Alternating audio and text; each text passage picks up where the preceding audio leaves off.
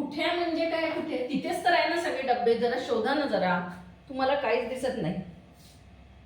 असेल इथे कुठल्या तरी डब्यामध्ये.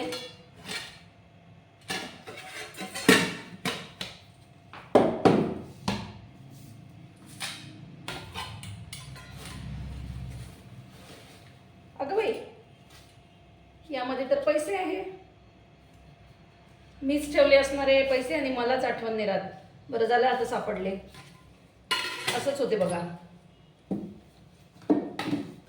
तर बघा, असं होते कधी कधी आपणच पैसे ठेवून देतो कुठल्या तरी या डब्यामध्ये त्या डब्यामध्ये आणि मग आपणच विसरून जातो. तर आता हे पैसे म्हणजे कुठले आपण जे ठेवतो डब्यात, हे जे आपले रोजच्या खर्चातले असतात ना, आपल्या रोजच्या व्यवहारातले पैसे, त्यातलेच आपण जे काही शिल्लक पाडतो तेच पैसे ना आपण बायकांना म्हणजे गृहिणींना ही सवय असते या डब्यामध्ये त्या डब्यामध्ये. सर्वात उत्तम गुंतवणुकीचं साधन आपलं म्हणजे आपले स्वयंपाकघरातले डब्बे. तर असेच हे पैसे आहे. आणि आज मी तुम्हाला, आता ही आपण बचत केली, पण ही बचत फक्त डब्यात ठेवून होणार आहे का? किंवा ती डब्यात राहून वाढणार आहे का? पहा, डब्यात ठेवले तर आपल्याला लक्षात पण राहत नाही की आपण पैसे त्यामध्ये आपण ठेवून दिली, आपण विसरून पण जातो. तर आपण मागच्या व्हिडिओमध्ये पाहिलं होतं बचत कशी म्हणजे आपल्याला बचत कशी करता येऊ शकते आपल्या रोजच्या दैनंदिन व्यवहारातून किंवा आपल्या मिळकतीतून आपण बचत कशी करायची हे आपण मागच्या व्हिडिओमध्ये पाहिलं होतं. तर आता आपण सर्वसामान्य गृहिणी, त्या गृहिणी आपले पैसे, जे बचत केलेले पैसे आहे ते पैशाची आपण कुठे योग्य गुंतवणूक करायची त्याबद्दल ना थोडी माहिती आपण या व्हिडिओमध्ये पाहणार आहोत. आपली गुंतवणूक जी होती ती आपल्या डब्यांमध्ये, त्यानंतर ना आपली मनी बँक म्हणजे आपण जे गुल्लक वगैरे असतात आपण त्यामध्ये पैसे जमा करतो, ती सुद्धा एक म्हणजे गुंतवणुकीचं ते मनी बँक म्हणजे सुद्धा गुंतवणुकीचं एक साधनच आहे. फक्त एवढंच की त्यामध्ये आपल्याला काही पैसे वाढवून वगैरे मिळत नाही, पण आपण जे पैसे म्हणजे जे शिल्लक पडलेले ते आपण त्यामध्ये टाकत जातो आणि मग तो गुल्लक भरला की मग आपण त्यातली रक्कम काढून देतो. तर याचप्रमाणे ना आणखी आपल्याला काय करता येईल, तर आपण ज्या गृहिणी आहोत त्या आपण बीसीच्या माध्यमातून आपण पैशाची गुंतवणूक करू शकतो. म्हणजे आपण जे बचत केलेले पैसे, आपल्याला जेवढं जमेल ना तेवढं, म्हणजे आपल्याकडून होईल तेवढंच, जास्त ओढून ताणून आपण बचत करून मग ती बीसी मध्ये टाकायची नाही. आपल्याला शक्य किती, आपण महिन्याचे किती पैसे शिल्लक टाकू शकतो. तर मग भले ते 500 रुपये का होईना, आपण 500 रुपये महिन्याला बीसी मध्ये गुंतवू शकतो. आता बीसी म्हणजे आता सर्वसाधारण गृहिणींना काय आणि सगळ्यांनाच बीसी म्हणजे काय हे सगळ्यांना माहिती आहे. तर त्या बीसी मध्ये सुद्धा आपल्याला काही म्हणजे त्यावर आपल्याला काही व्याज वगैरे मिळत नसते किंवा आपले पैसे वाढून येत नसतात, पण आपली एक रक्कम आपण दर महिन्याला त्यामध्ये गुंतवायची आणि मग ज्या महिन्यात आपला बीसीचा नंबर निघतो त्या महिन्यात आपल्याला एक मोठी रक्कम आपल्या हातामध्ये जमा होते. म्हणजे आपणच गुंतवलेले पैसे आपल्याला त्यामधून मिळत असतात, म्हणजे त्यातनं आपण कुठलं आपलं काम होऊ शकते. तर अशासाठी ही बीसी योजना आहे.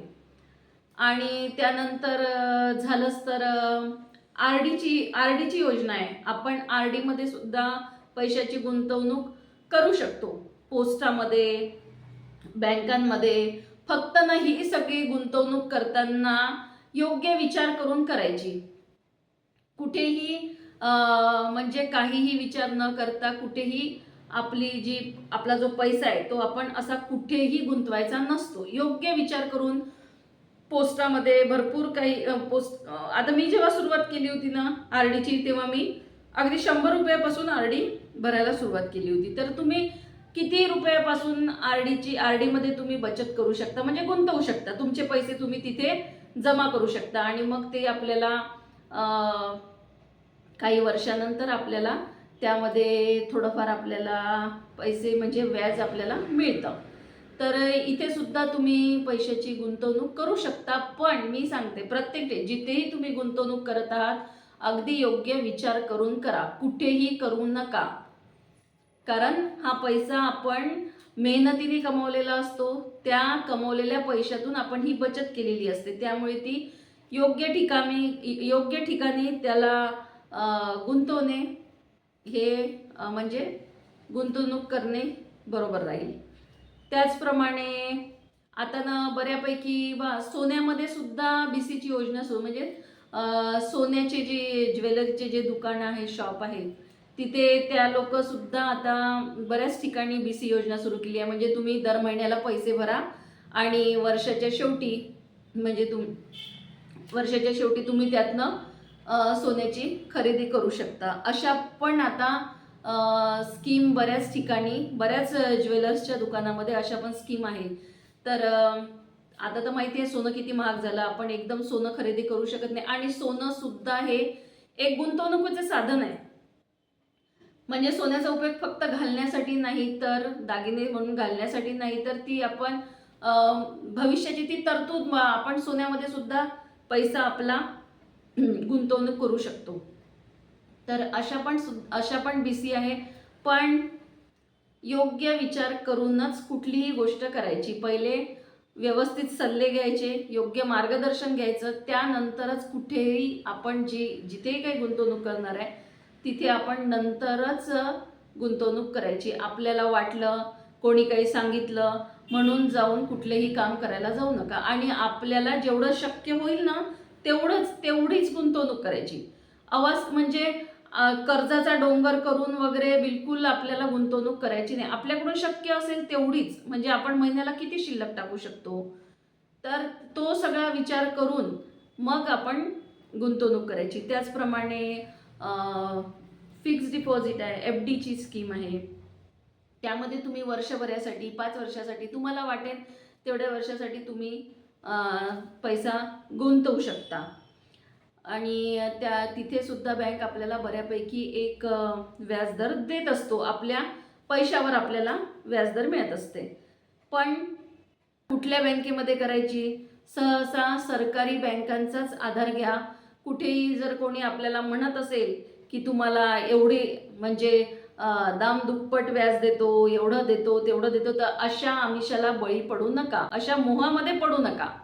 म्हणजे कुठलीही आपण रिस्क नको घ्यायला, असं मला वाटते. तर तुम्ही कुठेही गुंतवणूक करताना योग्य असा विचार करा, आर्थिक सल्ला घ्या आणि त्यानंतरच आपली गुंतवणूक करा.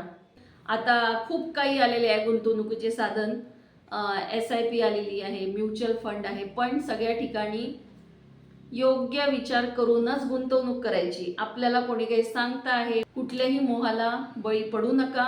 कोणी जर तुम्हाला असं म्हणत असेल की तुम्ही इथे गुंतवा, तुम्हाला इतका पैसा मिळेल, तुम्हाला इतक्या वर्षांनी इतका मिळेल, तर त्या ठिकाणी ना तुम्ही योग्य असा सल्ला घ्या, आर्थिक सल्ला घ्या, त्यानंतरच पुढचं पाऊल टाका. अशा बऱ्याच गोष्टी आहेत, छोट्या छोट्या गोष्टी, की जिथे आपण जो बचत केलेला पैसा आहे म्हणजे गृहिणींसाठी, तर त्या तिथे पैसा गुंतवू शकतात. कारण गृहिणी फक्त काही स्वयंपाक करणारीच व्यक्ती नसते, तर ती तिच्या म्हणजे घराचं आर्थिक व्यवस्थापन सांभाळणारी सुद्धा एक व्यक्ती असते. एक गृहिणीनं चांगली बचत करू शकते, चांगली गुंतवणूक सुद्धा करू शकते. तर पहा, हा व्हिडिओ जर तुम्हाला महत्त्वाचा वाटत असेल तर तुमच्या अशाच मैत्रिणींना तुम्ही शेअर करू शकता. तुम्हाला व्हिडिओ आवडला असेल तर लाईक करू शकता. आणि तुम्ही गुंतवणूक कशा प्रकारे करता ते सुद्धा तुम्ही मला कमेंट बॉक्समध्ये कळवू शकता. तर धन्यवाद.